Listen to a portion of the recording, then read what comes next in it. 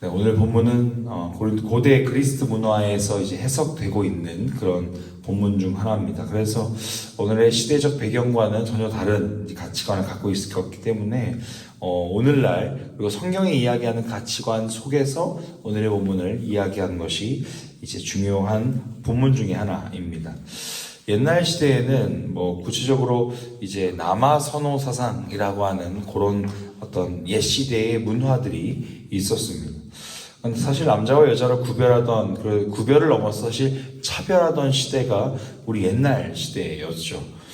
여자라는 존재가 사실 그 존재로서 이제 빛을 발하기보다 어찌 보면 남자를 돕기 위해 또는 남자를 위한 희생의 존재로서 살아갔던 것이 우리 옛날 시대의 가치관이죠. 이 자리에 앉아 계신 우리 성도님들의 그 살아왔던 시대가 사실 그런 시대가 아닐까 싶습니다. 지금도요, 사실은 양성평등을 외치곤 하지만 여전히 차별은 존재하고 또 그렇게 어찌 보면 이렇게 산하 관계처럼 보이는 그런 아직까지 평등이라고는 완벽하게 말할 수 없는 시대가 지금 시대이기도 합니다. 그런데 신약 성경 시대에는 사실 그 차별이라고 하는 것이 굉장했다라는 것이죠. 사람을 계수할 때 성인 남성만 계수하는 것이 구약 성경의 문화였고, 또 신약 성경에서도 예수님 시대에서도 우리가 쉽게 생각하는 것처럼 오병이어에서 남자만 5,000명이었더라. 그렇게 계수하는 것. 그러니까 신구약 시대에 옛날 시대에는 사실 그렇게 남성만 중심이 되었던 시대였었습니다. 왜냐하면 이제 그때 당시에 성경에서도 왜 그런 기록이 있느냐라고 한다면 옛날의 시대에는 여전히 그 성경을 기록한 기자들이요, 그 사람들이 그 시대의 사람들이기 때문에 그렇습니다. 그때를 살아갔던 사람들에겐 그 생각이 당연했기 때문에 성경에서도 여전히 차별의 어떤 그런 기록들이 남아있다라는 것이죠. 그랬을 때 사실 오늘 본문, 이 사도 바울이 쓴 본문을 보면 그때 당시에 이 본문을 기록한 사도 바울이라고 볼 수 없을 만큼 굉장히 열려있는 생각을 갖고 있는 것이 사도 바울임을 우리는 보게 됩니다. 오늘 본문 전반부를 보면요, 7절부터 10절까지 보면 7절에서 남자는 하나님의 형상과 영광이고 여자는 남자의 영광이니라 라고 하면서 또 9절에 보면 여자가 남자를 위하여 지음을 받은 것이다 라고 이야기하고 있어요. 그래서 이 사람도 똑같은 옛날 사람이구나, 그냥 그 시대를 살았던 사람이구나 라고 생각할지 모릅니다만, 사실 이것을 이야기하기 위해선 이야기한 것은 그 다음 본문을 이야기합니다 라는 것을 우리가 알게 되는데요, 11절과 12절에 보면 이렇게 기록하고 있죠. 그러나 주 안에는 남자 없이 여자만 있지 아니하고 여자 없이 남자만 있지 아니하니라. 이는 여자가 남자에게서 난 것 같이 여자도 남자로 말미암아 났음이라. 그리고 모든 것은 하나님에게서 났느니라 라고 이야기합니다. 남자 또는 여자라고 하는 그 존재가 이제 각각 존재한다라는 것이죠. 근데 가장 중요한 기본 베이스는 주 안에서라는 겁니다. 모든 것은 하나님에게서 났느니라 라고 하는 거죠. 11절의 주어는 주 안에서인 거고, 그리고 12절에서의 방점은 하나님에게서 났다라고 하는 것을 이야기하는 것입니다. 사람은 누가 창조하신 것이죠? 하나님이 창조하신 겁니다. 하나님 안에서 창조함 받은 피조물, 그러니까 모든 인간은 사실 하나님 안에서 창조물이라고 하는 같은 속성을 가진 존재들이다라고 이야기하는 것이죠. 그래서 그 안에서 네가 잘났네, 내가 잘났네 이야기하는 것은 무의미하다라고 하는 것입니다. 고린도 교회에 만연했던 자기자랑 또는 교만함, 아니면 내가 은사를 더 많이 받았네, 너가 은사를 더 많이 받았네 라고 하는 그런 이야기들은 사실 무의미하다는 걸 아주 일관되게 사도 바울은 이야기하고 있는 겁니다. 그랬을 때 참된 복음이라고 하는 건 사실 하나님 안에서, 그리고 주인 하나님께서 창조하신 목적 아래에서 본다면 사실 남자가 잘났네, 여자가 잘났네 라고 하는 그것이 아니라 우리의 존재가 어디로부터 왔는지를 생각해 봐야 한다라는 것까지 이야기하는 겁니다. 단순히 우리가 가지고 있는 어떤 부, 명예, 어떤 권력, 그리고 은사의 종류, 그런 것을, 그러니까 더 원초적으로 남자냐 여자냐가 하나님 앞에서는 중요하지 않다라고 하는 것을 이야기하는 것이죠.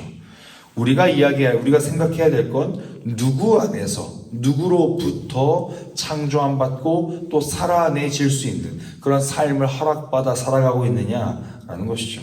그랬을 때 12절에 이렇게 이야기하는 거죠.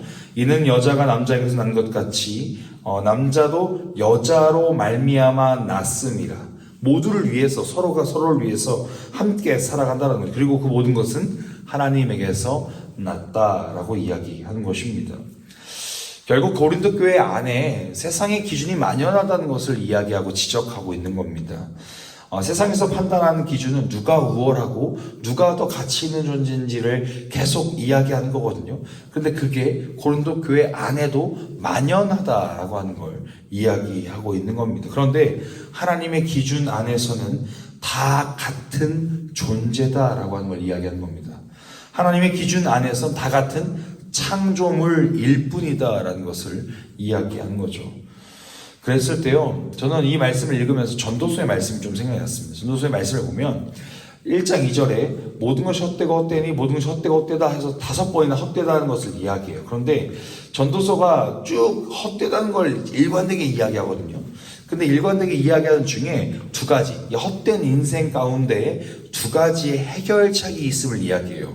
그것은 전도서 4장 12절에 보면 세 겹줄은 끊어지지 않느니라 라고 이야기합니다. 그 이유는 인간사가 모든 것을 경험하고 모든 것을 가지고 모든 것을 월등하다고, 막 내가 더 잘났다고, 내가 더 괜찮다고 아무리 그렇게 외쳐도 사실 그 모든 건 헛되다. 그러나 헛된 인간의 인생 속에 삼겹줄, 동역하는 동역자들과 함께한다면, 믿음의 동역자들이 함께한다면 그것은 결코 끊어지지 않는 아주 중요한 인생의 키가 된다라고 하는 것을 첫 번째로 이야기하고요. 전도서 12장으로 넘어가면 결국에 인간의 목적에 대한 이야기가 나와요. 전도서 12장에 보면 일의 결국을 다 들었으니 하나님을 경외하는 것이 인간의 본분이다라고 이야기하거든요. 모든 것이 헛된 것이 인간의 인생이고 일상이고 인간의 존재가 다 헛되다, 무가치하고 무의미하다 그렇게 이야기하는 게, 그러나 우리에게 중요한 건, 우리를 무가치하지 않게 하는 건 하나님을 경외하는 것이다 라고 이야기하는 거예요. 그랬을 때 왜 그렇게 이야기하냐면, 그게 제가 왜 이 말씀이 더 떠올랐냐면, 하나님 안에서는 남자냐 여자냐, 나이가 있는, 어찌 보면 노인이냐 아니면 어린 아이냐가 중요한 게 아니라, 남녀노소가 중요한 게 아니라 사실 하나님을 경외하느냐 경외하지 않느냐로 인생이 헛되냐 헛되지 않느냐를 이야기할 수 있겠다는 것이죠. 그랬을 때 첫 번째 4장에 등장하는 세 겹줄은 결코 끊어지지 않느니라 라고 말씀하시는 4장 10절의 그 진리가 사실 오늘 우리에게도 똑같이 적용되고, 그리고 그런 존재들이 함께 하나님을 경외하며 살아가는 것이 이게 인생이구나 라고 하는 것이 이 말씀을 통해 깨달아졌다는 건, 사실 이 말씀을 통해 제 스스로 뭔가 이렇게 생각이 났다는 건 우리에게도 똑같이 적용되는 지점이다라는 것이죠. 다 쉽게 말하면 우리가 네가 잘났네, 내가 잘났네, 또는 남자가 잘났네, 여자가 잘났네, 막 이렇게 비교하며 살아가는 건 무의미해요. 그렇게 살아가는 것 자체가 우리 인생을 피폐하고 공허하게 만들 뿐이라는 것이죠.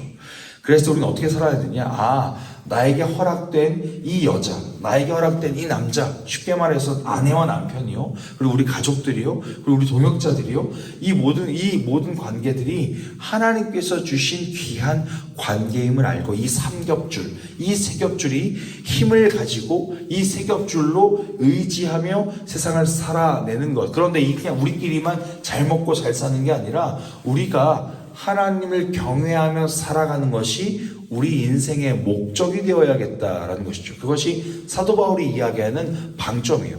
하나님 안에서, 그리고 하나님이 지으신 것이다 라고 이야기하는 건, 그렇게 우리의 시선이 하나님께로 가야 된다, 우리 안에서만 티격태격할 것이 아니다 라고 이야기하는 것이죠.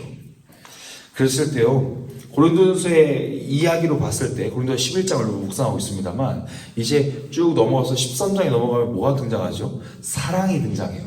근데 사랑을 가만히 읽어보면, 사랑은 오래 참고로부터 시작합니다만, 사랑은 오래 참고에서 7절까지 쭉 읽어가다 보면 가장 중심되는 표현이 결국엔 나보다 남을 더 낮게 여기는 게 사랑이구나라는 것을 깨닫게 돼요. 그러면 결국에 우리가 집중해야 될 건, 여기서 고린도 교회에서 이야기한 그 이야기들이 우리 안에 있는지를 점검해야겠고, 네가 잘났네, 내가 잘났네, 네가 오르네, 내가 오르네, 그런 이야기들을 하고 있는 우리 자신의 모습이 없는지, 우리의 일상의 모습이 없는지 돌아봐야 하겠고, 더 나아가서 결국에 하나님께서 원하신, 사도 바울이 이야기하고 있는 사랑, 함께, 교회 공동체, 성전, 이런 모든 것들을 함께 사랑하려면 나를 사랑하는 것처럼 남을 사랑할 줄 아는 것, 나를 소중히 여기는 것처럼 남을 소중히 여길 줄 아는 것, 그것이 진짜 우리가 기억해야 할 하나님의 메시지가 아닐까 싶습니다. 사랑하는 성도 여러분, 우리가 뭔가 이렇게 어려운 일을 당할 때요, 참을 인자를 3번 써라, 아니면 참을 인자를 30번 써라, 그렇게 마음속으로 외쳐라 라고 이야기하지 않습니까? 그랬을 때 우리가 생각해야 될 건 참을 인자가 아니라는 겁니다. 참을 인자가 아니라 하나님 안에서 지어진 존재라는 걸 생각해야 됩니다. 우리는 하나님 앞에서 다 똑같은 사람일 뿐이라는 걸 기억해야 한다는 것이죠. 우리의 교만함이, 우리의 잘남들이, 우리의 어떤 유능함들이 막 드러나려고 할 때, 나도 저 사람도, 나도 이 환경도, 나도 이런 상황과 여건들도 다 똑같은 하나님 앞에서 그냥 창조물일 뿐이다 라고 하는 걸 기억한다면 겸손할 수밖에 없어요. 겸손해질 수밖에 없어요. 왜냐하면 똑같은 죄인이니까요. 그랬을 때 오늘 하루, 우리가 오늘 살아갈 때 그런 기준을 가졌으면 좋겠습니다. 세상의 기준이 아니에요. 남자냐 여자냐, 너 네가 잘났네 내가 잘났네, 그건 결국엔 세상의 기준이고요. 그게 아니라 하나님 안에서 다 똑같은 거구나, 하나님 앞에서 내가 누구인지를 기억할 때 나에게 있는 이 상황과 환경들을 판단하는 가치 기준이 세상의 기준이 아니라 하나님 앞에서의 기준이 될 것이고, 그렇게 될 때 하나님이 이 상황 환경을 어떻게 해석하길 원하시는구나를 깨닫게 될 것이라는 것이죠.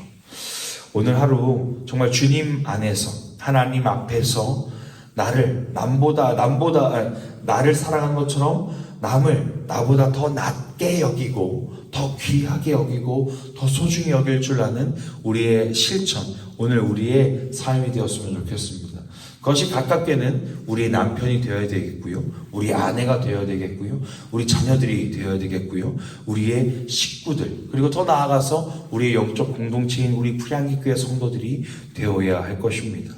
그랬을 때 하나님께서 우리에게 주신 그 은혜들을 누리는, 정말 성전으로서 우리는 은혜들을 누리는 우리의 오늘 하루의 삶이 될 줄 믿습니다. 그런 삶을 말씀대로 실천해보는 우리 모두가 되길 주님의 이름으로 축복합니다.